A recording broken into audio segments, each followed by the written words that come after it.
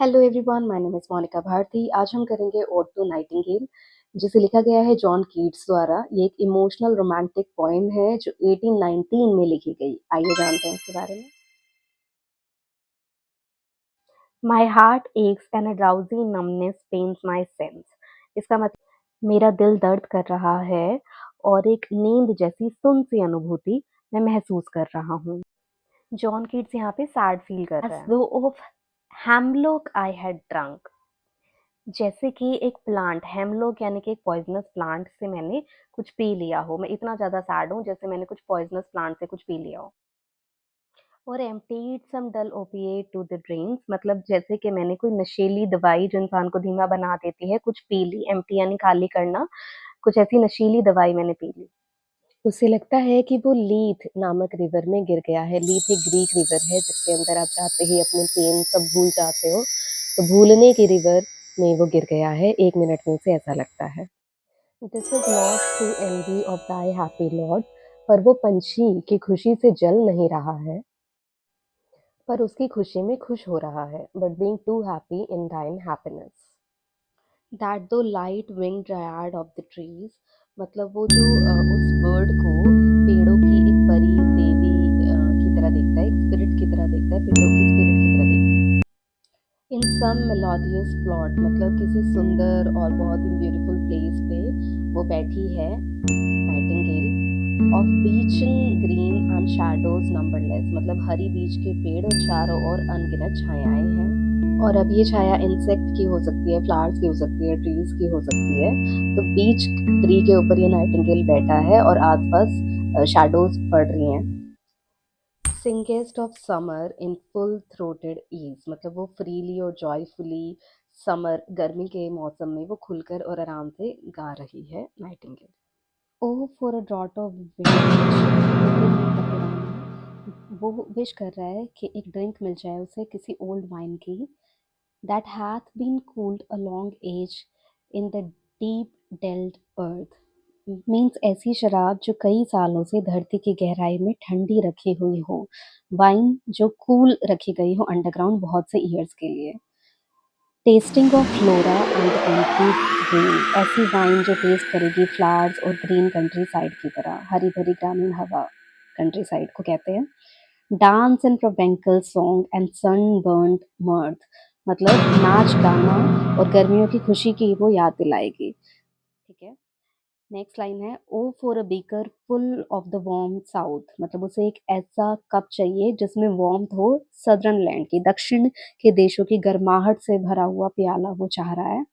Full of true the ब्लशफुल हिपोक्रीन, मतलब हिपोक्रीन नामक एक जादुई फाउंटेन होता है। हिपोक्रीन का एक फाउंटेन है, मैजिकल फाउंटेन है, इंस्पिरेशन का फाउंटेन से कहते हैं, प्रेरणा भरा फाउंटेन से कहते हैं। वहां की शराब की वो इच्छा कर रहा है। With beaded bubbles winking at the brim, मतलब बबल्स जो उसके ऊपर शाइन करते हुए, बबल्स चमकते हुए बबल्स उस वाइन पे हमें दिख रहे होंगे। एंड पर्पल स्टेन्ड माउथ, जब वो पिएगा उस वाइन को तो उसका माउथ पर्पली स्टेन हो जाएगा। That I might drink and leave the world unseen, मतलब वो शराब पीने के बाद, वो पर्टिकुलर वाइन पीने के बाद वो पूरी दुनिया को भूल जाएगा। And with thee fade away into the forest steam, और इसी के साथ पंछी के साथ उस अंधेरे के जंगल में वो खो जाएगा। Fade far away and dissolve and quite forget, मतलब वो बहुत दूर जाना चाह रहा है और सब कुछ भूल जाना चाह रहा है। व्हाट दो among the leaves has never known, कि जो बर्ड तुम लीव्स के अंदर जो बैठे हो, तुम्हें ह्यूमन प्रॉब्लम्स नहीं पता, तुम्हें हमारी परेशानी नहीं पता। The weariness the fear and the fret, मतलब हम टायर्ड होते हैं, हम सिक होते हैं, हम थकते हैं। Here where men sit and hear each other groan, मतलब लोग कंप्लेन करते हैं, एक दूसरे की पीड़ा सुनते हैं। यहाँ लोग एक दूसरे के साथ बैठ के एक दूसरे की पीड़ा सुनते हैं। Where palsy shakes a few sad last grey hairs, मतलब जो बुजुर्ग लोग होते हैं, ओल्ड पीपल होते हैं, उन्हें लकवा, पालसी यानी लकवा जैसी बीमारियों से वो जूझने लगते हैं। Where youth grows pale and spectre thin and dies, जहाँ पे यंग पीपल भी सिक हो जाते हैं और मर भी जाते हैं। Where but to think is to be full of sorrow, जहाँ पे सोचना भी, सोचने भर से इंसान को दुख आने लगता है। एंड लीडन आई डिस्पेयर्स मतलब लोग हेवी होपलेस आईज मतलब भरी निराशा से भरी हुई आंखों से लोग रहते हैं। Where beauty can not keep her lustrous eyes, यहाँ पे ब्यूटी भी जल्दी जल्दी फेड अवे हो जाती है। और new love fine at them beyond tomorrow, यानी कि नई मोहब्बत भी कल के बाद फीकी पड़ जाती है। तो वो बेसिकली पर्सनल अपना कनेक्ट कर रहा है यहाँ पे, जॉन कीट्स अपने लव के बारे में सोच के ये बात लिखता है। ये वाला स्टैंजा थोड़ा सैड है। Next stanza 4, away away for I will fly to thee, मतलब वह पंछी की ओर उड़ना चाह रहे हैं। पंछी बर्ड के साथ वो उड़ना चाहता है। नॉट शरियोटेड बाय बाकस एंड हिज पार्ट्स, मतलब वो शराब या शराब के देवता बैकस की मदद से नहीं उड़ना चाह रहा। बैकस पार्ट्स मतलब बेसिकली लिपर्ड्स को कहते हैं। बैकस की सवारी है लिपर्ड, ग्रीक गॉड है, उसकी सवारी लेपर्ड है, चीता उसकी सवारी है। But on the viewless wings of poesy, मतलब वो एस्केप करेगा पोइट्री और इमेजिनेशन की विंग्स पर, बैकस की मदद से नहीं।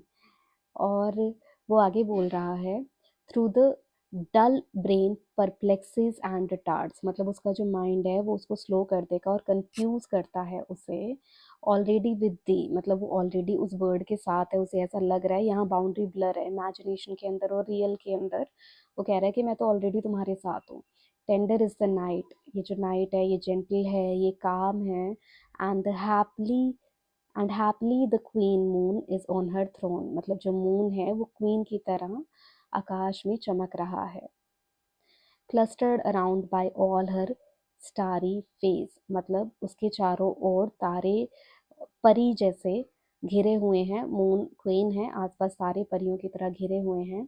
But here there is no light, पर जहाँ मैं खड़ा हूँ वहाँ कोई लाइट नहीं है, वहाँ पे डार्क है। और save but from heaven is with the breezes blown, मतलब एक ओनली एक छोटी सी एक एक हवा के झोंकों के साथ एक थोड़ी सी रोशनी ऊपर से आती है, थोड़ी सी लाइट ऊपर से आ रही है, वरना यहाँ पूरी तरीके से अंधेरा है। Through verdurous glooms and winding mossy ways, इसका मतलब कि ग्रीन लश वेजिटेशन है, वर्डुअस मतलब ग्रीन लश वेजिटेशन, और वाइंडिंग मतलब टेढ़े मेढ़े मॉसी वेज हैं, यानी काई से लदे हुए वेज फॉरेस्ट के अंदर है, जिसमें जो जॉन कीट्स है वो खुद को इमेजिन कर रहा है. So few more stanzas are left. If you like the video, kindly like, share and subscribe, and I'll share the further video. Thank you so much.